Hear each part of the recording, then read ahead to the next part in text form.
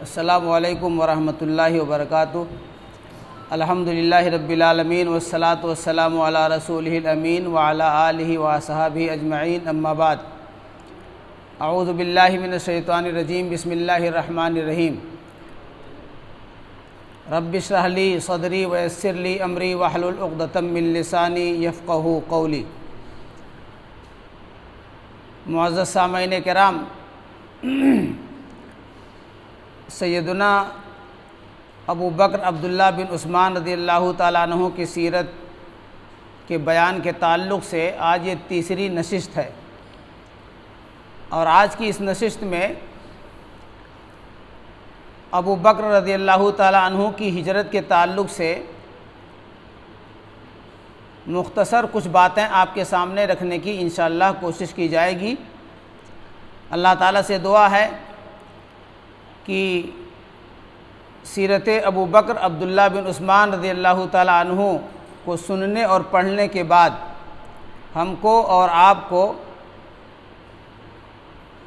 اپنی زندگیوں کے اندر اسے اتارنے کی توفیق عطا فرمائے، اور دوسروں تک آپ کی سیرت کو منتقل کرنے کی بھی توفیق ارزانی عطا فرمائے۔ ہجرت کا معنی پہلے سمجھ لیں۔ ہجرت جب ہم بولتے ہیں کہ نبی اکرم صلی اللہ علیہ وسلم نے ہجرت کی مکہ سے مدینہ کی طرف، یا نبی اکرم صلی اللہ علیہ وسلم کی ہجرت سے پہلے 2 بار حبشہ کی طرف صحابہ کرام نے ہجرت کی، اور کچھ صحابیات رضی اللہ تعالیٰ عنہم اجمعین نے ہجرت کی، تو ہجرت کا پہلے معنی سمجھ لیں۔ ہجرت کے معنی ہوتے ہیں کہ ایسی سرزمین جہاں پر اللہ رب العالمین کے آخری دین اسلام کے احکامات پر عمل دشوار ہو جائے، تو سب کچھ اللہ کی رضا کے خاطر چھوڑ کر ایسی جگہ، ایسی سرزمین کی طرف چلے جانا جہاں پر اللہ کے دین پر عمل کرنا آسان ہو، یا وہاں رخصت ہو اور چھوٹ ہو۔ حبشہ کی طرف جو ہجرت کی تھی صحابہ کرام نے یا چند صحابیات نے، وہاں بادشاہ جو تھا وہ عیسائی تھا، لیکن اسے دوسرے دھرم سے اتنی نفرت نہیں تھی، مذہب اسلام سے نفرت نہیں تھی۔ وہاں کے جو صحابہ کرام، آپ لوگوں نے سنا ہوگا، ان کو آزادی تھی۔ کفار مکہ نے جب ظلم کی انتہا کر دی، تب حبشہ کی طرف 2 مرتبہ ہجرت کی گئی، اور پھر ایک وقت آیا کہ اللہ رب العالمین نے نبی پاک صلی اللہ علیہ وسلم کو مکہ سے مدینہ کی طرف ہجرت کا حکم دے دیا۔ تو یہ ہجرت کا مفہوم ہمارے خیال سے آپ لوگ سمجھ گئے ہوں گے۔ نبی اکرم صلی اللہ علیہ وسلم کی ہجرت کے تعلق سے ہم سنتے ہیں، ابو بکر رضی اللہ تعالیٰ عنہ کی سیرت ہم بیان کر رہے ہیں، آپ سن رہے ہیں۔ ابو بکر رضی اللہ تعالیٰ عنہ کی ہجرت کے تعلق سے ہم بیان کر رہے ہیں، لیکن ایک بات یاد رکھیں کہ جب ہجرت نبی صلی اللہ علیہ وسلم بیان کرتے ہیں تو لازمی طور پر ابو بکر صدیق رضی اللہ تعالیٰ عنہ کی ہجرت کا بیان ہو جاتا ہے، یا کہہ لیجئے کہ ابو بکر صدیق رضی اللہ تعالیٰ عنہ کی ہجرت کا جب بیان ہم کرتے ہیں تو نبی پاک صلی اللہ علیہ وسلم کی ہجرت کا بھی بیان ہو جاتا ہے۔ کیوں؟ اس لیے کہ نبی پاک صلی اللہ علیہ وسلم کے ساتھ ہی آپ نے ہجرت کیا تھا، تو لازم ملزوم ہے ایک دوسرے کو، ایک کا بیان کرو گے دوسرا اپنے آپ پتہ چل جائے گا۔ تو ہجرت کے تعلق سے میں آپ لوگوں کے سامنے سیدہ عائشہ رضی اللہ تعالیٰ عنہ کی ایک روایت کی روشنی میں مختصر کر کے، جو امام بخاری رحمۃ اللہ علیہ نے نقل کیا ہے، حدیث نمبر 395 ہے، اور مناقب الانصار میں آپ بخاری شریف کھولیں گے تو جہاں صحابہ کرام کے مناقب ہیں، اس میں جو مناقب الانصار، انصاری صحابہ کرام کی فضیلت جہاں بیان ہے، وہاں پر یہ 395 اما عائشہ رضی اللہ تعالیٰ عنہ کی لمبی سی روایت ہے، اس کو میں مختصر آپ کے سامنے بیان کرتا ہوں، آپ لوگ اس کو غور سے سنیں۔ عائشہ صدیقہ رضی اللہ تعالیٰ عنہ بیان فرماتی ہیں کہ ہم لوگ ایک دن اپنے گھر کے اندر دوپہر میں بیٹھے ہوئے تھے، شدت کی گرمی، سرزمین عرب میں آج بھی بہت گرمی ہوتی ہے، اور نبی اکرم صلی اللہ علیہ وسلم کا زمانہ نہایت ہی گرم زمانہ، تو کہتے ہیں کہ ہم لوگ یعنی ابو بکر صدیق رضی اللہ تعالیٰ عنہ اور ان کے گھر والے گھر کے اندر بیٹھے ہوئے تھے دوپہر کے وقت میں، دوپہر کے وقت میں ایک دوسرے کے ہاں آنا جانا نہیں ہوتا تھا۔ آج بھی ہمارے ہاں رواج ہے کہ دوپہر میں عام طور پر آدمی ملنے ملانے نہیں جاتا ہے، عصر کے بعد آنا جانا کرتے ہیں نا۔ تو کہتی ہیں کہ اچانک ہم نے دیکھا کہ نبی اکرم صلی اللہ علیہ وسلم تشریف لا رہے ہیں اور آپ اپنے چہرے مبارک کو کپڑے سے ڈھک رکھا ہے۔ ابو بکر صدیق رضی اللہ تعالیٰ عنہ نے فرمایا کہ آپ کے آنے کا وقت ابھی نہیں ہے اور آپ اس وقت میں تشریف نہیں لاتے تھے اور آپ دوپہر میں اس شدت کی گرمی میں آ رہے ہیں، اس کا مطلب کوئی معاملہ اہم آ گیا ہے، اس لیے آپ آ رہے ہیں۔ آپ صلی اللہ علیہ وسلم وہاں پہنچے۔ آپ نے پہنچنے کے بعد میں کہا کہ جو آپ کے گھر والے بیٹھے ہیں آپ کے پاس میں، ان کو ہٹا دیجئے، اس لیے کہ بات کرنی تھی آپ کو۔ ابو بکر صدیق رضی اللہ تعالیٰ عنہ نے فرمایا یا رسول اللہ صلی اللہ علیہ وسلم، یہ گھر والے ہمارے آپ ہی کے گھر والے ہیں، یعنی کیا مطلب، یہ قابل اعتماد ہیں، قابل بھروسہ ہیں، اور آپ کو جو کہنا ہے آپ ارشاد فرمائیں۔ تو اماں عائشہ رضی اللہ تعالیٰ عنہ بیان فرماتی ہیں کہ نبی اکرم صلی اللہ علیہ وسلم نے اس وقت ابو بکر صدیق رضی اللہ تعالیٰ عنہ سے فرمایا کہ اللہ کا حکم آ گیا ہے، اب ہمیں مکہ چھوڑ کر کے مدینے کی طرف ہجرت کی اجازت اللہ کی طرف سے مل گئی ہے۔ اتنا سننا تھا کہ ابو بکر صدیق رضی اللہ تعالیٰ عنہ بول پڑے یا رسول اللہ صلی اللہ علیہ وسلم، آپ کی مصاحبت، آپ کی مرافقت، آپ کے ساتھ ہی ہم ہجرت کریں گے، ہمیں بھی لے چلیے۔ آپ صلی اللہ علیہ وسلم نے فرمایا ہاں تم بھی میرے ساتھ چلو گے۔ یہ انتہا درجے کی محبت کی دلیل ہے، انتہا درجے کی محبت کی دلیل ہے کہ جب سنا کہ آپ کو اجازت مل گئی ہے تو آپ کے سامنے ایک فرمائش رکھ دی کہ ہم بھی آپ کے ساتھ چلیں گے، جبکہ معلوم تھا کہ آپ جا رہے ہیں۔ ابو بکر صدیق رضی اللہ تعالیٰ عنہ کو معلوم تھا کہ بیوی یہیں رہیں گی، بچیاں یہیں رہیں گے، بچے یہیں رہیں گے، لیکن کسی کی پرواہ نہ کرتے ہوئے کہ آپ جب جا رہے ہیں تو ہمیں بھی لے چلیے۔ آپ صلی اللہ علیہ وسلم نے فرمایا کہ ٹھیک ہے، تم ہمارے ساتھ ہی چلو گے۔ اس وقت کتنی خوشی ہوئی، بعض سیرت نگاروں نے لکھا ہے، اس حدیث کے اندر تو نہیں ہے، بعض سیرت نگاروں نے لکھا ہے کہ ابو بکر رضی اللہ تعالیٰ عنہ مارے خوشی کے رونے لگے، اور اماں عائشہ رضی اللہ تعالیٰ عنہ بیان فرماتی ہیں، ان کا قول نقل کرتے ہیں کہ اسی وقت ہم نے جانا کہ خوشی کے آنسو بھی ہوتے ہیں، آدمی غم میں روتا ہے، تکلیف میں روتا ہے، کبھی خوشی میں بھی رو دیتا ہے۔ تو بہرحال اجازت مل گئی۔ ابو بکر رضی اللہ تعالیٰ عنہ، جن کا نام عبداللہ بن عثمان پہلے آپ لوگ سن چکے ہیں، آپ لوگوں کو یاد بھی ہوگا، عبداللہ بن عثمان یعنی ابو بکر رضی اللہ تعالیٰ عنہ نے فرمایا یا رسول اللہ صلی اللہ علیہ وسلم، میرے پاس 2 اونٹنیاں ہیں، ایک میری اور ایک آپ کی۔ آپ صلی اللہ علیہ وسلم نے فرمایا ٹھیک ہے، لیکن بشرط قیمت، یعنی میں لوں گا اونٹنی لیکن قیمت تمہیں دوں گا۔ سفر کے لیے اونٹنیوں کی ضرورت ہوتی تھی، اس زمانے میں اونٹ سے، گھوڑے سے، انہی سے سفر ہوتا تھا۔ تو ابو بکر صدیق رضی اللہ تعالیٰ عنہ کی اونٹنی کو آپ نے قبول کیا، لیکن آپ صلی اللہ علیہ وسلم نے شرط لگا دی کہ ہم آپ کو قیمت دیں گے، بغیر قیمت کے نہیں لیں گے۔ بہرحال پھر معاملہ طے ہوا، اور اس کے بعد نبی اکرم صلی اللہ علیہ وسلم کے سفر کی تیاری ہوئی۔ عائشہ صدیقہ رضی اللہ تعالیٰ عنہ بیان فرماتی ہیں کہ میں نے اور میری بہن، جن کا نام اسما تھا، اسما بنت ابی بکر، عائشہ صدیقہ بنت ابی بکر، اسما بنت ابی بکر، ان دونوں نے مل کر کے نبی اکرم صلی اللہ علیہ وسلم کے راستے کا خرچ تیار کیا، جس کو ہم لوگ سفر کا توشہ بولتے ہیں، زاد سفر بولتے ہیں، تیار کیا۔ اور ایک بات اور آپ یاد رکھیں، اسی حدیث میں ہے کہ تھیلے میں جب رکھا تو تھیلے کے منہ کو باندھنے کے لیے کوئی چیز نہیں مل رہی تھی، تو اسما بنت ابی بکر رضی اللہ تعالی عنہا نے اپنے کمر بند کو کھولا اور اسے پھاڑ دیا، اور پھاڑ کر کے تھیلے کا منہ بند کر دیا، اس کو باندھ دیا۔ تو اسما بنت ابی بکر رضی اللہ تعالی عنہا جو ہیں، ان کو ہم لوگ کیا کہتے ہیں، ذات النطاقین، یہ ان کا لقب ہے۔ کن کا؟ اسما بنت ابی بکر کا، وہ جو اپنا کمر بند پھاڑا اور تھیلے کو باندھا اس بنا پر۔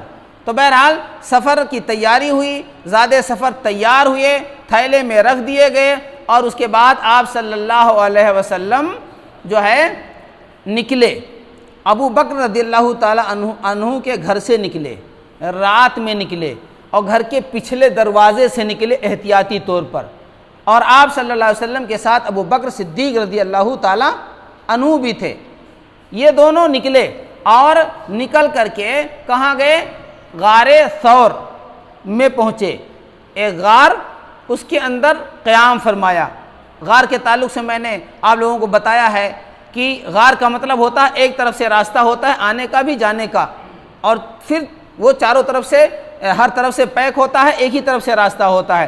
غار کے اندر جا کر کے آپ صلی اللہ علیہ وسلم نے ابو بکر صدیق رضی اللہ تعالی عنہ کو لے کر کے وہاں پہ پناہ لی۔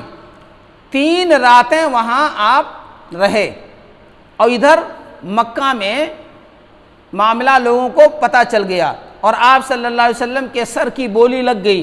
آپ کو گرفتار کرنے کے لیے لوگ ادھر ادھر بھاگنے لگے، تلاش کرنے لگے، اور 100 اونٹ کا انعام بول دیا گیا کہ جو آپ کو پکڑ کر لائے گا، چاہے آپ زندہ ہوں یا مردہ، اسے 100 اونٹ دیے جائیں گے۔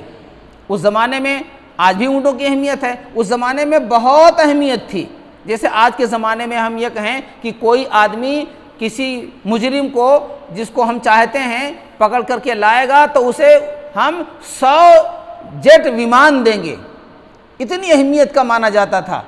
تو کہا کہ 100 اونٹ ہم اسے دیں گے۔ لوگوں نے بڑی کوششیں بھی کی، اور ایک واقعہ اس میں بہت مشہور ہے، آپ لوگوں نے سنا ہوگا، سراقہ بن مالک بن جوشم کا۔ انہوں نے بھی پکڑنے کی کوشش کی تھی، لیکن وہ پکڑنے گئے تھے نبی اکرم صلی اللہ علیہ وسلم کو اونٹوں کی لالچ میں، اور وہ خود آپ صلی اللہ علیہ وسلم کے اخلاق کریمانہ سے متاثر ہو کر کے اور آپ کے معجزے کو دیکھ کر کے دامن اسلام میں آ گئے۔ اللہ کی رحمت نے انہیں ڈھانپ لیا۔ یہ واقعہ معلوم ہے نا، یہ لمبا واقعہ ہے، مستقل ایک واقعہ ہے، جس کو بیان کریں گے تو اور زیادہ وقت لگ جائے گا۔ بہرحال انہوں نے پکڑنے کی کوشش کی تھی، لیکن وہ ایمان میں آ گئے۔ بہرحال آپ صلی اللہ علیہ وسلم غار ثور میں 3 رات رہے۔ ان 3 راتوں میں آپ کے ایک بیٹے تھے عبداللہ بن ابی بکر، دن بھر مکہ میں رہتے تھے، اور مکہ کے اندر جو پلان ہوتا تھا نا، کفار مکہ جو پلان کرتے تھے کہ کیسے پکڑا جائے، معلوم کیا جائے کہاں ہیں، جو پلاننگ منصوبہ بندی ہوتی تھی آپ کے تعلق سے یا ابو بکر صدیق رضی اللہ تعالیٰ عنہ کے تعلق سے، تو وہ سنتے، اور پھر جب دن ڈوب جاتا، رات ہوتی، تو غار ثور میں پہنچتے اور پوری پلاننگ کی خبر اپنے والد محترم عبداللہ بن عثمان یعنی ابو بکر صدیق رضی اللہ تعالیٰ عنہ کو دیتے اور نبی اکرم صلی اللہ علیہ وسلم کو دیتے۔ رات وہیں گزارتے، پھر رات کے آخری پہر صبح طلوع ہونے سے پہلے، سفیدی پھیلنے سے پہلے پھر وہاں سے لوٹ آتے اور مکہ پہنچ جاتے، کسی کو پتہ نہ چلے کہ یہ کہاں تھے، سب یہ سمجھے کہ یہیں رہتے ہیں، اور پوری خبر وہاں پہنچاتے تھے۔ یہ معمولی بات نہیں ہے۔ ایک نوجوان لڑکا جو اس طرح سے ہوشیار ہو اور اس طرح سے عقل مند ہو اور اتنا بڑا غیرت مند ہو کہ جو دشمنوں کی تمام پلاننگ کو اپنے والد اور اپنے پیغمبر تک پہنچاتا رہے اور کسی کو پتہ نہ چلے، یہ کام یہ کرتے تھے۔ عبداللہ بن عثمان ابو بکر صدیق رضی اللہ تعالیٰ عنہ کے غلام تھے، جن کا نام تھا عامر بن فہیرہ۔ یہ بکریاں چراتے تھے، غلام تھے ان کے۔ دیکھیے اس کے اندر بھی بہت ہمارے لیے سبق ہے کہ غلام ہیں اور کس قدر تربیت کی تھی ابو بکر صدیق رضی اللہ تعالیٰ عنہ نے ان کی، اور کتنا اعتماد تھا ابو بکر صدیق پر ان کے غلام کو، اور غلام پہ کتنا اعتماد تھا مالک کو، اور کس قدر آپس میں محبت تھی کہ یہ بکریاں چراتے تھے۔ اور جب رات ڈھلنے کو ہوتا تھا تو بکریاں ہانک کر کے ادھر ہی سے گزرتے، غار کی طرف سے گزرتے، اور رات کے وقت وہاں پہنچتے اور بکریوں کا دودھ نکالتے، تازہ دودھ پیش کرتے، دونوں دودھ کو پیتے، اور پھر وہ رات کے آخری پہر وہاں سے بکریوں کو لے کر کے چل دیتے، تاکہ کسی کو احساس نہ ہو کہ یہاں کوئی ہے جس کے کھانے پینے کا انتظام کیا جاتا ہے، جن کو مکہ کی پلاننگ کی تمام اطلاع پہنچائی جاتی ہے۔ تو یہ عامر بن فہیرہ اور عبداللہ بن ابی بکر رضی اللہ تعالی عنہما کا کردار ہے نبی اکرم صلی اللہ علیہ وسلم کے ہجرت کے وقت غار ثور میں قیام کرنے کے تعلق سے، کہ یہ لوگ یہ قربانیاں دے رہے تھے۔ نبی اکرم صلی اللہ علیہ وسلم وہاں 3 راتیں رہے، اب وہاں سے نکلنا تھا، اور وہاں سے نکل کر مدینہ جانا تھا، اور مدینہ اس زمانے میں اور مکہ دونوں کے درمیان جو فاصلہ آج بھی موجود ہے تقریباً 450-500 کلومیٹر کا تقریباً ہے، تو آج بھی وہ جگہ موجود ہے۔ اس زمانے میں راستے کیسے رہے ہوں گے آپ تصور بھی نہیں کر سکتے۔ اس زمانے میں جو سفر کرتے تھے تو ایک رہبر رکھتے تھے جو صحرائی راستوں کا ماہر ہوتا تھا، ریگستانی علاقوں کا ماہر ہوتا تھا، وہی راستہ جانتا تھا، سب نہیں جانتے تھے۔ مدینے پہنچنے کے لیے، مکہ سے مدینے پہنچنے کے لیے ایک آدمی سے جو رستوں کا ماہر تھا، صحرائی راستوں کا جانکار تھا غیر مسلم، قابل اعتماد، قابل بھروسہ، امانت دار غیر مسلم۔ یہ واقعہ بتاتا ہے کہ غیر مسلم بھی امانت دار ہوتے ہیں، راز کو چھپانے والے ہوتے ہیں، کسی کے راز کو پھیلانے والے نہیں ہوتے ہیں۔ ان کا نام تھا عبداللہ بن اریقط۔ ان سے معاملہ طے ہوا کہ آپ کو راستہ بتا کر کے لے جانا ہے اور مدینے تک پہنچانا ہے ان دونوں کو، یعنی نبی اکرم صلی اللہ علیہ وسلم کو اور ابو بکر صدیق رضی اللہ تعالیٰ عنہ کو۔ ان کو بتا دیا گیا، وہ دونوں اونٹنیاں ان کے حوالے کر دی گئیں جو ابو بکر صدیق رضی اللہ تعالیٰ عنہ نے کہا تھا پہلے دن کہ یا رسول اللہ صلی اللہ علیہ وسلم میرے پاس 2 اونٹنیاں ہیں، ایک آپ کی ایک میری۔ آپ نے کہا ٹھیک ہے میں نے لے لی، لیکن قیمت تمہیں دیں گے۔ دوستانہ کا ہمارے ہاں جو ماحول ہے نا وہ الٹا ہے، خود غرضی کی دوستی ہوتی ہے۔ ایک دوست دوسرے سے دوستی کرتا ہے مال نکالنے کے لیے، کھانے کے لیے، اپنا نہیں دیتا ہے۔ یہ ہے حقیقی محبت، کہ حقیقی محبت ہے، لیکن ایسا نہیں کہ آپ کے اوپر ہی سب بوجھ ڈال دیں، ہمیشہ آپ ہی پر تمام خرچہ ڈالتے رہیں۔ دوستی کا یہاں بھی سبق ہے۔ بہرحال وہ اونٹنیاں ان کو دے دی گئی عبداللہ کو، جو اس وقت کفار مکہ ہی کے دین پہ تھے، لیکن امانت دار، دیانت دار تھے، قابل بھروسہ تھے۔ مکمل اعتماد کے بعد ان کو بتایا گیا کہ آپ یہاں اونٹنیاں لائیں گے غار ثور کے پاس، اور اس وقت میں لائیں گے اور پھر لے کے چلیں گے۔ وہ متعینہ وقت پر وہاں پہنچے، اور نبی پاک صلی اللہ علیہ وسلم اور ابو بکر، عبداللہ بن عثمان رضی اللہ تعالی عنہ، یہ لوگ اس پر سوار ہوئے اور ان کو لے کر کے وہ وہاں سے نکل گئے، اور اس راستے سے لے گئے جو ایک معروف راستہ ہوتا ہے اسے چھوڑ کر کے۔ جیسے اب آپ یہاں بیٹھے ہیں اور ایک معروف راستہ ہے شہامت گنج پہنچنے کا کہ آپ سیلانی پہنچیں، سیلانی سے روڈ لیں، پھر مین روڈ پر کے جائیں، اور ایک اجنبی آدمی کے لیے یہی راستہ ٹھیک ہے، لیکن جاننے والا کیا کرے گا؟ وہ جاننے والا یہاں سے آگے بڑھے گا اور دائیں ہاتھ پہ جو رستہ گلی کٹی ہے وہاں پہنچ جائے گا، پھر میرے گھر کے آگے سے نکل کر کے جا کے ڈاکٹر تنویر صاحب کے وہاں نکل جائے گا، اور پھر وہ شہامت گنج پہنچ جائے گا۔ تو یہ معروف راستہ نہیں ہے۔ معروف راستہ وہی ہے جو اصل پہلے آپ جانتے ہیں۔ یہ معروف راستہ ہے شاہدانہ تک پہنچنے کا، لیکن شاہدانہ سے ادھر سے بھی اندر گلی سے آپ جا کے پہنچ جائیں گے۔ تو یہ ماہر آدمی معروف راستے کے چھوڑ کر کے، جس پر عام طور پر جنرل لوگ سفر کرتے تھے، ایک اجنبی راستے سے لے کے گزرا۔ کیوں؟ اس لیے کہ کہیں لوگ لگے ہی تھے پیچھے، 100 اونٹ کا انعام بول دیا گیا تھا، لالچ میں بہت سارے لوگ سر پر دوڑ رہے تھے، اپنے گھوڑوں کو دوڑا رہے تھے، زندہ مردہ پکڑنے کی کوشش کر رہے تھے۔ تو ایسا نہ ہو کہ انہی راستوں پہ یہ لوگ بھی چلیں اور پکڑ لیے جائیں۔ دیکھیے غیر مسلم ابھی آپ پہ ایمان نہیں لایا ہے، لیکن معاہدے کی پابندی دیکھیے، امانت داری دیکھیے اور رازداری دیکھیے۔ یہ ہم مسلمانوں کو اس واقعے سے سیکھنا چاہیے۔ بعد میں یہ بھی ایمان لے آئے، لیکن اس وقت ایمان میں نہیں تھے یہ، تو ہم کو اور آپ کو سیکھنا چاہیے اس واقعے سے۔ بہرحال غیر معروف راستے سے لے کر کے مدینہ کی طرف روانہ ہوئے۔ یہ کسی کو معلوم نہیں تھا۔ ابو بکر صدیق رضی اللہ تعالیٰ عنہ کے آل کو، ان کے گھر کو معلوم تھا، اور یا علی رضی اللہ تعالیٰ عنہ کو معلوم تھا۔ آپ لوگوں نے سنا ہوگا جب آپ گھر سے نکلے تھے، آپ نے اپنے بستر پر علی رضی اللہ تعالیٰ عنہ کو لٹایا تھا۔ آپ کے پاس مکہ والوں کی امانتیں تھیں، وہ رکھ دیا تھا کہ جب لوگ آئیں گے تو وہ ان کو دے دینا۔ علی رضی اللہ تعالیٰ عنہ، آل ابی بکر رضی اللہ تعالیٰ عنہم، اور اب نبی پاک صلی اللہ علیہ وسلم کے علاوہ کسی اور کو معلوم نہیں تھا۔ بہرحال یہ وہاں پہنچے، اونٹنیاں لے کر کے آپ صلی اللہ علیہ وسلم سوار ہوئے، ابو بکر صدیق رضی اللہ تعالیٰ عنہ سوار ہوئے، عامر بن فہیرہ بھی اسی وقت جو ان کے غلام تھے وہ بھی ساتھ ہو لیے، اور وہ آدمی جو رہبر تھا، راستہ بتانے والا تھا، اس کو لے کر کے 4 لوگ تھے، اور انہوں نے سفر شروع کر دی اور پھر مدینہ کی طرف روانہ ہو گئے۔ نبی اکرم صلی اللہ علیہ وسلم مکے سے کتنی محبت کرتے تھے، کتنی محبت کرتے تھے۔ نبی اکرم صلی اللہ علیہ وسلم کی ایک حدیث ہے ترمذی کے اندر، یہ روایت ہے 325 نمبر کی روایت ہے، 325 ہے یا کچھ کنفیوز ہو رہا، میں نے لکھا تو یہی ہے، بہرحال دیکھ لیں گے بعد میں۔ صحیح ابن ماجہ میں ہے 3109 حدیث ہے، حدیث نمبر ہے۔ نبی اکرم صلی اللہ علیہ وسلم نکل رہے تھے جب، تو آپ صلی اللہ علیہ وسلم نے دعا کی اور آپ نے یہ جملے کہے، واللہ انکی لخیر ارض اللہ، اے مکہ اللہ کی قسم تو زمین میں سب سے زیادہ اللہ کو محبوب ہے، اللہ کو تمام سرزمین میں سب سے زیادہ پیاری ہے، سب سے زیادہ بہتر ہے۔ ولولا انی اخرجت منک ما خرجت، اور اگر مجھے یہاں نکلنے سے مجبور نہ کیا جاتا تو میں کبھی چھوڑ کر کے نہیں جاتا۔ یہ ہے وطن کی محبت۔ ہمارے ہندوستان کے اندر نا اس وقت ایک ہنگامہ برپا ہے کہ مسلمان ہندوستان میں رہ کے ہندوستان سے محبت نہیں کرتا ہے، تو بہت سارے لوگ ہیں اپنی جعلی محبت کو دکھانے کے لیے کہتے ہیں کیا حب الوطن من الایمان، کہتے ہیں یہ حدیث ہے، نبی پاک صلی اللہ علیہ وسلم نے فرمایا کہ وطن سے محبت ایمان ہے۔ یہ مقولہ تو ہو سکتا ہے، عربی کا مقولہ تو ہو سکتا ہے، جملہ تو ہو سکتا ہے، محاورہ تو ہو سکتا ہے، یہ حدیث نہیں ہے۔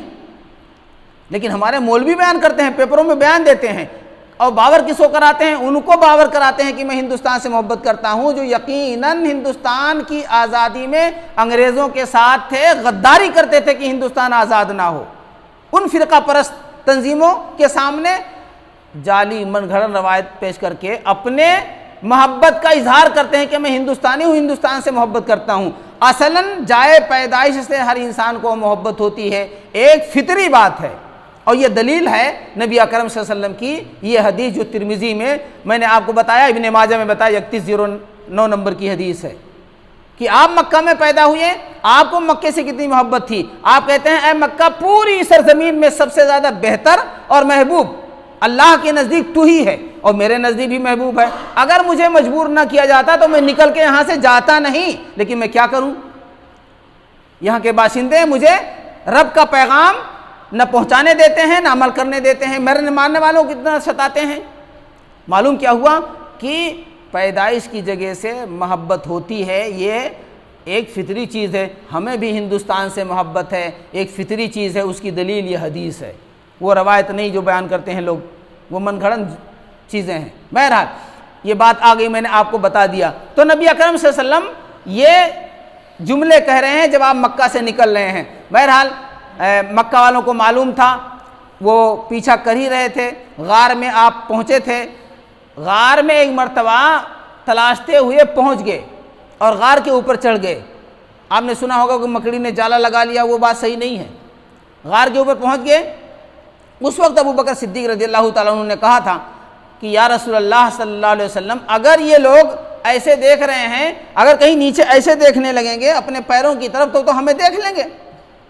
اس وقت نبی اکرم صلی اللہ علیہ وسلم نے ابو بکر رضی اللہ تعالیٰ عنہ سے کہا تھا، بخاری کے اندر یہ روایت ہے 3653 نمبر کی حدیث ہے، اور مسلم کے اندر 5381 نمبر کی حدیث ہے۔ آپ نے فرمایا تھا کیا؟ ما ظنک یا ابا بکر اللہ ثالثہما، اے ابو بکر تمہارا کیا خیال ہے کہ دو میں جو دو ہم ہیں، ہمارے دو کے ساتھ اللہ ہے، یعنی دو آدمی ہوں، دو کے بعد تیسرا اللہ ہو جس کا، اس کے بارے میں تمہارا کیا خیال ہے؟ یعنی دو کا مددگار اللہ ہو، ایک ابو بکر صدیق رضی اللہ تعالیٰ عنہ تھے اور ایک آپ صلی اللہ علیہ وسلم تھے۔ تو آپ نے فرمایا ابو بکر تمہارا کیا گمان ہے؟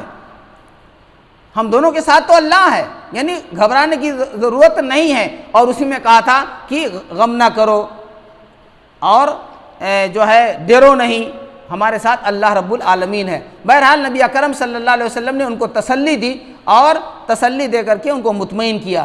اس تسلی کو سورہ توبہ کے اندر 40 نمبر کی آیت میں اللہ رب العالمین نے بہت خوب اور اچھی طرح سے وضاحت کی ہے۔ الا تنصروه فقد نصره الله اذ اخرجه الذين كفروا ثاني اثنين اذ هما في الغار اذ يقول لصاحبه لا تحزن ان الله معنا فانزل الله سکینته یہ علیہ وعیدہ بجنود لم تروها وجعل کلمۃ الذین کفروا السفلی وکلمۃ اللہ ہی العلیٰ واللہ عزیز حکیم۔ یہ آیت کریمہ ہے جو 40 نمبر کی، یہ بتاتی ہے کہ اللہ تعالیٰ نے فرمایا کہ تم لوگ مدد کرو یا نہ مدد کرو نبی پاک صلی اللہ علیہ وسلم کی، اللہ نے تو ان کی مدد کی ہی ہے، یعنی اصل مددگار اللہ ہے، تم کرو یا نہ کرو کوئی فرق نہیں ہے۔ اور نبی اکرم صلی اللہ علیہ وسلم کو جب ان لوگوں نے جنہوں نے کفر کیا، مکہ سے نکلنے پہ مجبور کر دیا، اور وہ اور ان کے ساتھی ابو بکر صدیق رضی اللہ تعالیٰ عنہ جب غار میں تھے، اور ابو بکر صدیق رضی اللہ تعالیٰ عنہ نبی اکرم صلی اللہ علیہ وسلم سے کہہ رہے تھے کیا کہ اے ابو بکر غم نہ کرو، بے شک اللہ ہمارے ساتھ ہے، اس وقت اللہ نے نبی پاک صلی اللہ علیہ وسلم پر اپنی سکینت نازل کی اور ایسے لشکریوں سے مدد کی جس کو تم نے دیکھا نہیں، اور اللہ تعالیٰ نے کافروں کے ارادوں کو اور ان کے کلمے کو پست کر دیا۔ یہ نبی پاک صلی اللہ علیہ وسلم کے تعلق سے جو ہجرت کی ہے، سورہ توبہ کی 40 نمبر کی آیت کے اندر جو غار میں تھے، اس کا بہت خوبصورت بیان اللہ تعالیٰ نے ہم کو اور آپ کو دیا ہے اور بتایا ہے۔ معلوم کیا ہوا کہ نبی اکرم صلی اللہ علیہ وسلم جب غار میں تھے تو ایک مرتبہ خوف ہوا تھا، پھر اللہ تعالیٰ نے جو ہے سکونت نازل کی اور تسلی ان لوگوں کو ہو گئی، اور مکہ والے وہاں تلاش کر کے واپس چلے گئے اور نہ دیکھا اور نہ آپ گرفتار ہوئے، نہ پکڑے گئے، اور پھر جیسا کہ پہلے میں نے بتایا کہ اونٹنی وہ لے کر کے آئے، 3 راتیں وہاں تھے، اور پھر جو طے تھا اور لے کر کے چلے گئے۔ بہرحال مدینہ والے سن چکے تھے کہ آپ وہاں سے چل پڑے ہیں، تو روزانہ اپنی بستی سے نکل کر کے آتے تھے، انتظار کرتے تھے، اور دیر تک انتظار کرتے رہتے تھے۔ جب دیکھتے کہ کوئی نہیں آ رہا ہے تو پھر واپس چلے جاتے تھے۔ یہ کئی دن تک یہ چلتا رہا۔ اچانک ایک دن یہودی اپنے چھت پہ کھڑا تھا، اس نے دیکھا کہ ایک قافلہ آ رہا ہے، اور اس نے دیکھا اور اعلان کیا کہ اے عرب والو، تمہاری خوش نصیبی، تم جس کو چاہتے تھے وہ تشریف شاید لا رہے ہیں۔ مکہ والے ایک بیگ مارے خوشی کے نکلے اور آپ کے استقبال کے لیے نکلے، اور اسلحے لٹکا کر کے نکلے۔ تو دیکھا اور آپ پہنچ گئے قریب میں، تو دیکھا کہ نبی پاک صلی اللہ علیہ وسلم تشریف لائے ہیں۔ اس میں بہت سارے لوگ نبی پاک صلی اللہ علیہ وسلم کو جانتے نہیں تھے، کچھ لوگ ابو بکر صدیق رضی اللہ تعالیٰ عنہ کو سمجھتے تھے۔ تاریخ میں ہے کہ دھوپ بہت تیز تھی، ابو بکر صدیق رضی اللہ تعالیٰ عنہ نے نبی پاک صلی اللہ علیہ وسلم کے اوپر چادر تان دیا سائے کے لیے، تو لوگوں نے سمجھا کہ یہ پیغمبر ہیں اور یہ امتی ہے۔ یہ نبی پاک صلی اللہ علیہ وسلم کے تئیں ابو بکر صدیق رضی اللہ تعالیٰ عنہ کی محبت تھی کہ دھوپ میں سایہ دے رہے تھے۔ آپ صلی اللہ علیہ وسلم وہاں پہنچے، بہت لمبا واقعہ ہے، مختصراً یہ ہے کہ ابو ایوب انصاری رضی اللہ تعالیٰ عنہ ایک صحابی ہیں، ان کے گھر پہ آپ نے قیام کیا، اور ایک خارجہ بن زید انصاری صحابی ہیں، ان کے گھر پہ ابو بکر صدیق رضی اللہ تعالیٰ عنہ نے قیام کیا، عامر بن فہیرہ نے کیا، اور آپ صلی اللہ علیہ وسلم ابو ایوب انصاری رضی اللہ تعالیٰ عنہ کے جو ہے گھر پہ قیام فرمائے۔ بہرحال یہ ہے آپ کی ہجرت کا مختصر بیان جو آپ کے سامنے رکھا گیا۔ ابو بکر صدیق رضی اللہ تعالیٰ عنہ نے آپ صلی اللہ علیہ وسلم کی بعثت سے لے کر کے تن من دھن کی جو بازی لگائی، وہ ہجرت تک کے آپ کو ابھی بتا دیا گیا اور سنا دیا گیا۔ ابو بکر صدیق رضی اللہ تعالیٰ عنہ آپ کے دایاں بازو بنے رہے، آپ کی صحبت نے آپ یعنی ابو بکر صدیق رضی اللہ تعالیٰ عنہ کو جس معیار پر پہنچایا تھا، جس عظمت پہ پہنچایا تھا، جس صلاح اور تقوی پہ پہنچایا تھا، وہ تمام چیزیں نبی پاک صلی اللہ علیہ وسلم کی صحبت کا نتیجہ تھا، جو فوراً ہر آدمی میں نہیں آتا۔ یہ نبی پاک صلی اللہ علیہ وسلم کی صحبت کے نتیجے میں ان کے اندر تمام وہ اچھائیاں آ گئی تھیں جو ایک بندے مومن میں ہونی چاہیے۔ نبی اکرم صلی اللہ علیہ وسلم سے ابو بکر صدیق رضی اللہ تعالیٰ عنہ کو اتنی محبت تھی، بے لوث محبت، اللہ کے لیے محبت اتنی تھی کہ تاریخ میں آتا ہے، سیرت ابو بکر میں بھی ہے، اور نبی پاک صلی اللہ علیہ وسلم کی ہجرت جب پڑھیں گے، آپ کی سیرت پڑھیں گے، اس میں بھی ہے کہ کبھی جب سفر کر رہے تھے تو کبھی آگے آ جاتے، کبھی دائیں ہو جاتے، کبھی بائیں ہو جاتے۔ جب سبب معلوم کیا گیا تو انہوں نے کہا کہ اللہ کے رسول جی، مجھے خوف ہوتا ہے کہ کہیں دشمن آپ کے آگے سے نہ آ جائے، آپ پہ حملہ بول دے، تو میں آگے آ جاتا ہوں۔ کبھی جب بائیں کا احساس ہوتا بائیں آ جاتا ہوں، کبھی دائیں کا احساس ہوتا تو دائیں آ جاتا ہوں۔ یہ محبت کی علامت تھی، اتنی محبت تھی کہ نبی پاک صلی اللہ علیہ وسلم کو ذرا سی تکلیف نہ ہونے پائے۔ اس سے پہلے آپ کو میں نے بتایا شروع میں کہ غار کے اندر گئے تھے جب، تو غار کی صفائی پہلے اندر جا کر کے کی، جتنے سوراخ تھے اس کو بند کر دیا، ایک سوراخ باقی تھا اس میں پیر ٹکا دیا، اس پیر میں بچھو نے ڈنک مارا، اور اتنا شدید زہر تھا کہ رونے لگے، اور آپ کے ران پہ سر رکھ کے نبی پاک صلی اللہ علیہ وسلم سو گئے تھے، مطمئن ہو گئے تھے، اچھی نیند آ گئی تھی، اور گرم گرم آنسو جب آئے تو آپ بیدار ہوئے، یہ واقعہ آپ نے سنا تو یہ محبت ہی کی تو علامت ہے۔ تو بہرحال یہ نبی پاک صلی اللہ علیہ وسلم کے ساتھ بے لوث محبت تھی، اور بے لوث محبت جب ہوتی ہے، اللہ کے لیے محبت جب ہوتی ہے، وہ محبت پائیدار ہوتی ہے، وہ محبت پائیدار ہوتی ہے۔ اور جب کسی دوسری چیز کی غرض سے محبت کرتا ہے آدمی، کسی کے حسن و جمال کو دیکھ کر کے محبت کرتا ہے، کسی کے مال کو دیکھ کر کے محبت کرتا ہے، کسی کے اونچی کرسی کو دیکھ کر کے محبت کرتا ہے، کسی چیز کی لالچ جب ہوتی ہے نا محبت میں، وہ پائیدار نہیں ہوتی ہے۔ لہٰذا عزیزو، آپ لوگوں سے یہ کہنا ہے، ابھی چھوٹی چھوٹی عمریں ہیں آپ لوگوں کی، اللہ کے لیے کسی سے محبت کرو، وہ کیسا بھی ہو، اللہ کے لیے محبت کرو، دین کے لیے محبت کرو، رسول اللہ کی خاطر محبت کرو صلی اللہ علیہ وسلم۔ لالچ میں کسی سے محبت نہیں ہونی چاہیے، یہی محبت اللہ کو مطلوب ہے۔ بہرحال یہ ہجرت کے واقعے میں نے آپ کے سامنے بیان کیے مختصر طور پر، ابو بکر صدیق رضی اللہ تعالیٰ عنہ نے کیسے ہجرت کی، اور لازماً نبی اکرم صلی اللہ علیہ وسلم کی ہجرت کا بھی بیان اس میں ہو گیا۔ اب اس میں ہم آخری بات آپ کے سامنے کہنا جو چاہتے ہیں کہ اس ہجرت کے اندر ہمارے لیے کچھ عبرت ہے، نصیحت ہے۔ ہم کو اس ہجرت کے واقعے سے ہم کو عبرت لینی چاہیے اور نصیحت لینی چاہیے۔ کیا؟ کوئی اہم کام جب ہوتا ہے ہم کو پلاننگ کرنی چاہیے، منصوبہ بندی کرنی چاہیے، جذبات میں کام نہیں کرنا چاہیے، یا بغیر پلاننگ کے کام نہیں کرنا چاہیے، آدمی فیل ہو جائے گا۔ اللہ پہ بھروسہ پلاننگ کے بعد ہوتی ہے، توکل علی اللہ منصوبہ بندی کے بعد ہوتی ہے۔ دنیا دارالاسباب ہے، دنیا کے اسباب اپنائیں، اللہ پہ پھر بھروسہ کر کے چھوڑ دیں۔ اب اللہ نے چاہا تو یہ کام پائے تکمیل پہنچے گا، اور نہیں تو یہ کام خراب ہو جائے گا۔ دیکھیے نبی پاک صلی اللہ علیہ وسلم نے کس طرح سے منصوبہ بندی کی۔ عام طور پر ہم لوگ آج بھی کسی کے ہاں ملنے ملانے کے لیے عصر کے بعد جایا کرتے ہیں، ہر جگہ ہی رواج ہے۔ مکہ جیسے سرزمین پہ اتنی سخت گرمی ہوتی تھی، وہاں بھی یہ رواج تھا۔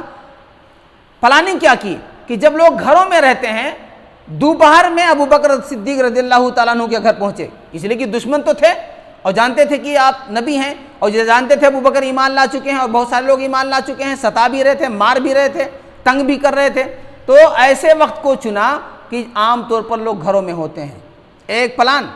دوسرا پلان، اپنے پورے چہرے کو ڈھک لیا کپڑے سے، دھوپ سے بھی بچیں، لوگوں کے پہچان میں بھی نہیں آئے، یہ دوسری پلاننگ۔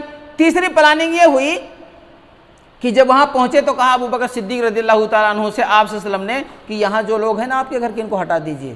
معلوم کیا ہوا کہ کوئی اہم بات ہے تو بھلے اپنے بچے ہیں، اپنی بیوی ہے، اگر کوئی اہم بات ہے، راز و نیاز کی بات ہے، دین کی بات ہے، اسلام کے خاطر ہے، تو اسے راز میں ہونا چاہیے۔ آپ نے یہ کہا کہ ان کو یہاں سے ہٹا دیجئے، یہ ابو بکر صدیق رضی اللہ تعالیٰ عنہ نے کہا، نہیں کہا۔ پھر ابو بکر صدیق رضی اللہ تعالیٰ عنہ سے نبی صلی اللہ علیہ وسلم نے کہا، پھر ابو بکر صدیق رضی اللہ تعالیٰ عنہ نے فرمایا اور بھروسہ دلایا کہ کوئی بات نہیں ہے، آپ صلی اللہ علیہ وسلم کو بھروسہ دلایا کوئی بات نہیں ہے، یہ سب آپ کے گھر والے ہی ہیں۔ پھر آپ نے اپنی بات راز و نیاز کی رکھی کہ اللہ تعالیٰ نے ہجرت کا حکم ہم کو اور آپ کو ہم کو دے دیا ہے۔ یہ سب ہے پلان۔ ہم لوگ کیا کرتے ہیں، بغیر پلان کے، بغیر منصوبہ بندی کے قدم بڑھا دیتے ہیں۔ نہیں، ایسا نہیں ہونا چاہیے۔ دنیا کے اسباب تھے، اب یہ بھی پلان تھا کہ ایک ماہر راستہ جاننے والے کا انتخاب کیا۔ پلان یہ بھی تھا کہ یہ غیر مسلم ہے، قابل بھروسہ، قابل اطمینان ہے یا نہیں ہے، اس کا بھی انتخاب کیا۔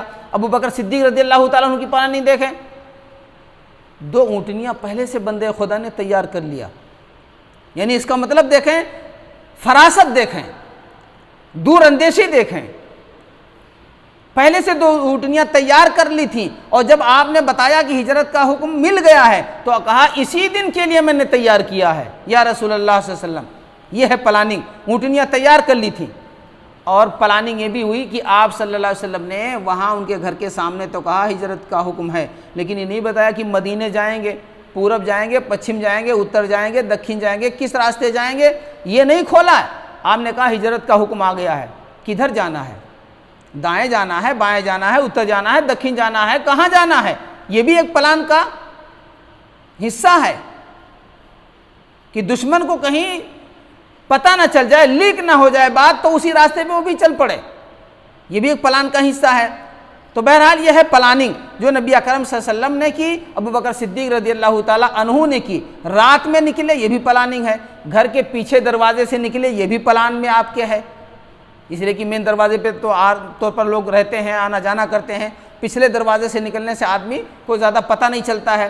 تو اس میں ہمارے لیے عبرت کیا ہے کہ ہم کوئی کام کریں دین کا تو ہم پلان کے ساتھ کریں، منصوبہ بندی کے ساتھ ہیں، جذبات میں بہہ کر کے نہیں کرنا چاہیے۔ ہم جس شہر میں ہیں اور جس علاقے میں ہیں، ہمارا بریلی پوری دنیا کے اندر مشہور ہے، اور بریلی شہر نہیں، بریلی کمشنری، بریلی منڈل جسے بولتے ہیں، کمشنری اردو ہے منڈل بولتے ہیں، اس بریلی منڈل کو پوری دنیا میں جانا جاتا ہے۔ بریلی، بدایوں، پیلی بھیت، یہ مراکز ہیں شرک و بدعت کے۔ ہمیں شرک و بدعت کو ختم کرنے کے لیے، شرک و بدعت کو مٹانے کے لیے دنیا کے اسباب اختیار کرنے ہوں گے، پلان کرنے ہوں گے، منصوبہ بندی کرنی ہوگی، اور بہت ہی ہوش کے ساتھ اور جوش کے ساتھ ہمیں کام کرنا ہوگا، تب کہیں شرک و بدعت سے آپ لڑ پائیں گے اور اس کو آپ ضرب دے پائیں گے۔ نبی پاک صلی اللہ علیہ وسلم نے پلاننگ کی۔ ہم تو نہیں کہتے کہ یہ نعوذ باللہ کہ یہ سب جو ہمارے مسلمان بھائی شرک و بدعت میں پل رہے ہیں یہ کافر ہیں، ہم تو اتنی جرات نہیں کر سکتے، لیکن کھلم کھلا شرک ہو رہا ہے کہ نہیں ہو رہا ہے؟ آپ نے کافروں کے تعلق سے کتنی زبردست پلاننگ کی۔ ایسے ہمیں اپنے بھائیوں کو جو مسلمان ہیں، کلمہ گو ہیں لیکن شرک کرتے ہیں، بدعتوں میں ڈوبے ہیں، ان کو بچانے کے لیے پلان کرنا ہوگا۔ بہت سارے نوجوان جذباتی ہو جاتے ہیں، بہت سارے ہمارے عمر دراز بھائی جذباتی ہو جاتے ہیں، جذبات سے کام نہیں چلتا ہے، پلان کریے۔ اور یہ پوری دنیا کے اندر جو بدعت کے ڈیلر ہیں یا کہہ لیجیے شرک کے ڈیلر ہیں، اس کو ہماری ذمہ داری ہے ختم کرنا اور ان کو بتانا اور ان کو راہ راست پہ لانا۔ یہ ہمارے لیے ہجرت میں جو منصوبہ بندی ہے ابو بکر صدیق رضی اللہ تعالیٰ عنہ کا اور نبی پاک صلی اللہ علیہ وسلم کا، ہمارے لیے بہت ہی زیادہ ضروری ہے، سب کے لیے ضروری، ہمارے لیے بھی ضروری ہے۔ بہرحال یہ نبی اکرم صلی اللہ علیہ وسلم نے پلان کیا، ابو بکر صدیق رضی اللہ تعالیٰ عنہ نے پلان کیا۔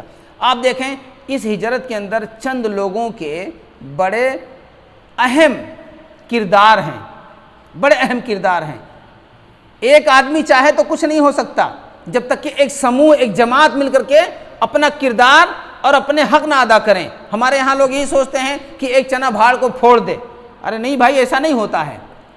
ایک جماعت تیار ہوتی ہے، ایک ہوتا ہے اس کے دائیں بازو بنتے ہیں اور اس کے ہواری مواری بنتے ہیں تو کام آگے بڑھتا ہے۔ دیکھیے آپ نے ہجرت کی، ابو بکر صدیق رضی اللہ تعالیٰ عنہ ساتھ میں رہے۔ ابو بکر صدیق رضی اللہ تعالیٰ عنہ کے صاحبزادے عبداللہ بن ابو بکر رضی اللہ تعالیٰ عنہ کا کردار میں نے پہلے بتایا کہ دن بھر جتنا پلان ہوتا تھا مکہ کے اندر آپ صلی اللہ علیہ وسلم کے خلاف، شام کو منتقل کر دیتے تھے نبی پاک صلی اللہ علیہ وسلم تک، رات وہیں گزارتے تھے، پھر صبح سورج نکلنے سے پہلے مکہ پہنچ جاتے تھے کہ کانوں کان کسی کو خبر نہ ہو۔ نوجوان تھے نا، جیسے تم لوگ نوجوان بیٹھے ہو، 18-20 سال کے، 22 سال کے، ایسے نوجوان جب آپ نے ہجرت کی تو ان کے والد محترم تو جوان تھے۔ جب نبی اکرم صلی اللہ علیہ وسلم کو نبوت ملی 38 سال کے ابو بکر صدیق رضی اللہ تعالیٰ عنہ تھے، ان کے بیٹے تھے یہ، تو یہ نوجوان تھے۔ ان کا کردار دیکھیں، اسلام کے لیے، نبی کے لیے، شریعت کے لیے ان کا کردار دیکھیں۔ کیا ہم اتنی قربانی دے سکتے ہیں؟ ہم تو اپنے گھر کے راز دوسروں کو بتا دیتے ہیں۔ ایک دوست ہے دوسرے دوست سے کہتا ہے ایسی سی بات ہے کسی سے کہنا نہیں، دوسرا تیسرے سے کہے گا کسی سے کہنا نہیں، تمہیں سے کہہ رہا ہوں، تیسرا چوتھے سے کہے گا بھائی تمہیں سے بتا رہا ہوں، چوتھے سے مت کہنا، جیسے عورتیں کہتی ہیں۔ اگر کوئی راز کی بات کہتا ہے یہ امانت ہے، مکاری یاری کی نہیں، گناہوں کی نہیں، دین کی بات میں کرتا ہوں۔ اگر راز کی بات کوئی کرتا ہے یہ امانت ہے، امانت، اور سینے سے آپ کے دوسرے تک منتقل نہیں ہونا چاہیے۔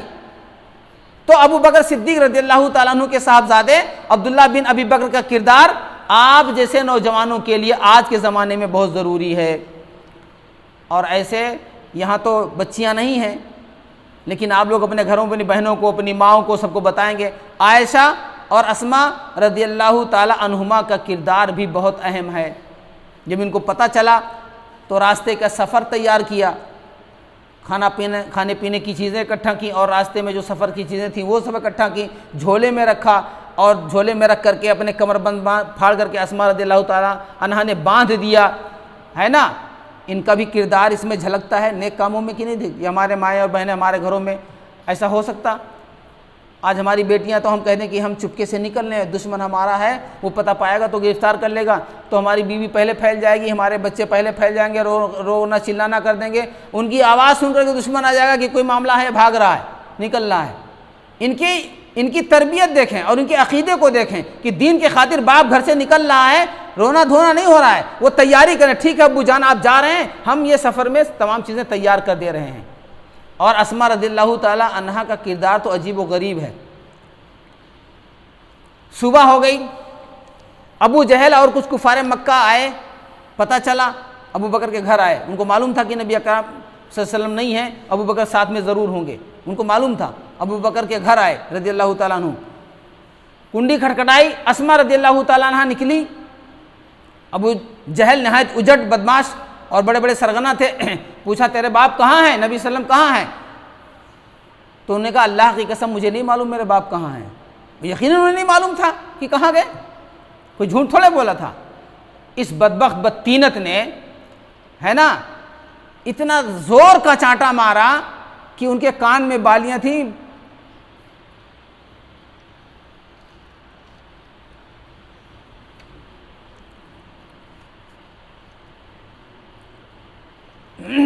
اسماء کے کان میں بالیاں جو عورتیں پہنتی ہیں نا، وہ بالی کان سے چھٹک کر کے گر گئی، اتنا زور کا چانٹا مارا۔ کوئی برداشت کر سکتا ہے نبی اکرم صلی اللہ علیہ وسلم کے خاطر یہ چانٹا، دین کے خاطر یہ چانٹا؟ کوئی تھپڑ برداشت کر سکتے ہیں ہم میں سے؟ ہماری بیٹی ہمارا بیٹا آپ نوجوان دین اسلام کے خاطر کیا برداشت کر سکتے ہیں؟ یہ ایسا کردار ہے جو قیامت تک انمٹ ہے، اور اس میں نصیحت ہے ہماری بیٹیوں کے لیے اور ہماری بیویوں کے لیے، ہماری بچیوں کے لیے اور مردوں کے لیے بھی اس میں نصیحت ہے۔ عجیب کردار ہے۔ بہرحال یہ ان کا کردار ہے، اور انہی کا کردار اور ہے۔ ابو قحافہ جو ابو بکر کے باپ تھے رضی اللہ تعالیٰ عنہما، بوڑھے ہو چکے تھے، ان کی آنکھیں ختم ہو گئی تھیں، بینائی ختم ہو گئی تھی، ان کو جب پتہ چلا تو ابو بکر کے گھر آئے اور کہا کہ پتہ چلا ہے کہ ابو بکر چلے گئے ہیں، اور تمام تمہارے پاس جو درہم تھے 5 یا 6 ہزار درہم تھے وہ سب لے کر چلے گئے ہیں، اب کھانا پینا کیسے ہوگا؟ اسماء ہی کا کردار یہاں ہے، اسماء بنت ابی بکر کا، کہ چھوٹی چھوٹی پتھر کی گٹیاں لیں، اس کو کپڑے میں رکھا، چادر سے ڈھک دیا، اور اپنے دادا کو جو نابینا ہو گئے تھے ان کے پاس لے جا کر کے کہا کہ دادا جان ایسی بات نہیں ہے، ابو بہت کچھ مال گھر پہ چھوڑ کر کے گئے ہیں۔ ان کو اطمینان ہو گیا کہ ٹھیک ہے وہ تو گئے ہیں، لیکن بچوں کے کھانے پینے کے حفاظت کی ضروریات کی چیزیں موجود ہیں، حالانکہ کچھ بھی نہیں چھوڑا تھا، 5 یا 6 ہزار درہم تھے، سب ساتھ لے کے گئے تھے، کچھ نہیں چھوڑا تھا۔ آج تو ہم جیب خرچ بچے کو نہ دیں، 5 روپیہ جو بچہ مانگتا ہے شام کو نہ دیں، تو وہ کیا کرتا ہے ماں باپ کے حسد، کس طرح سے گھروں میں ہمارے بچے کرتے ہیں۔ ہم کو اور آپ کو سوچنا چاہیے، دین کے خاطر اگر خرچ ہو رہا ہے تو بچوں کو خوش ہونا چاہیے، بچہ خرچ کر رہا ہے تو باپ کو خوش ہونا چاہیے، ماں کو خوش ہونا چاہیے، ماں باپ خرچ ہیں بچوں کو خوش ہونا چاہیے۔ یہ کم عمری میں، جوانی میں ایسی تربیت ہے کہ جو دین کے خاطر مال بھی لٹا رہے ہیں، جان بھی دینے کو تیار ہیں، ہر طرح سے اپنے کو تیار کیے ہوئے ہیں۔ یہ اسماء بنت ابی بکر رضی اللہ تعالی عنہا کا کردار ہے۔ اور اسی میں کردار اور ہے کن کا؟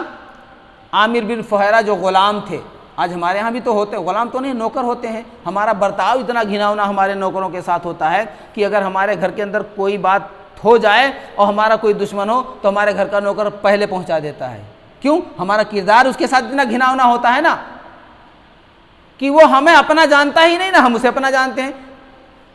قربان جائیے ابو بکر رضی اللہ تعالیٰ عنہ کے اخلاق و کردار اور ان کی تربیت پر، کہ ایک غلام عامر بن فہیرہ بکریاں چرانے والا اتنا رازداں کہ دشمنوں کو خبر نہیں ہونے دی، راتوں رات جا رہا ہے، راتوں رات آ رہا ہے، تازہ تازہ دودھ بکریوں کا پلا رہا ہے، اور ساتھ میں ہجرت بھی کر رہا ہے۔ اور ایک کردار اس غیر مسلم کا، عبداللہ کا، یہ تو بہت ہی اہم کردار ہے کہ ہم مسلمان ہو کر کے امانت میں خیانت کرتے ہیں۔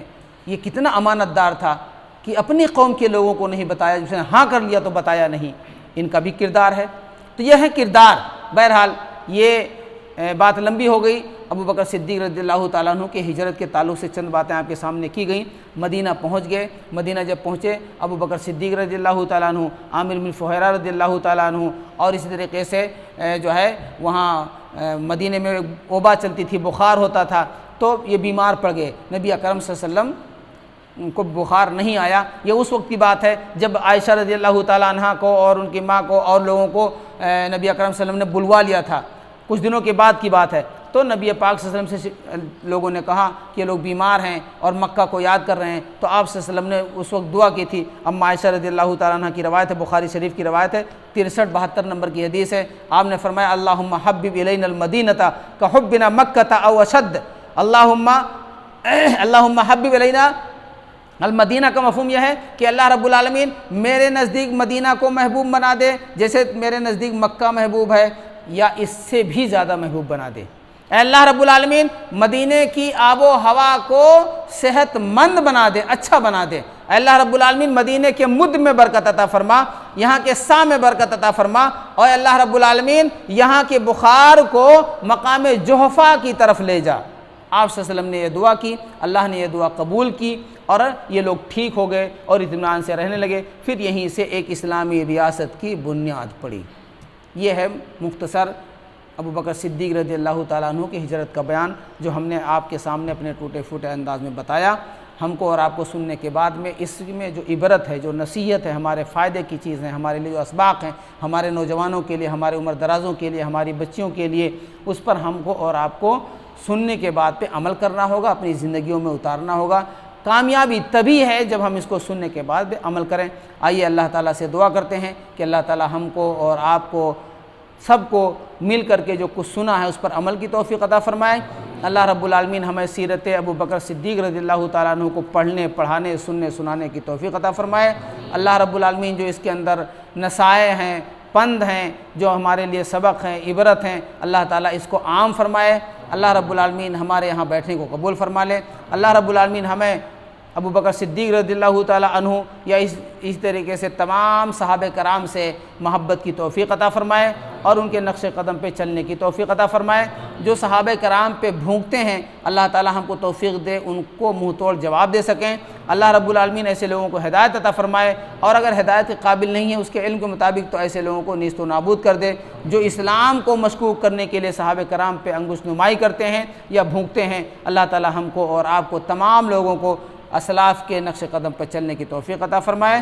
آمین۔ وآخر دعوانا ان الحمدللہ رب العالمین۔ السلام علیکم ورحمۃ اللہ وبرکاتہ۔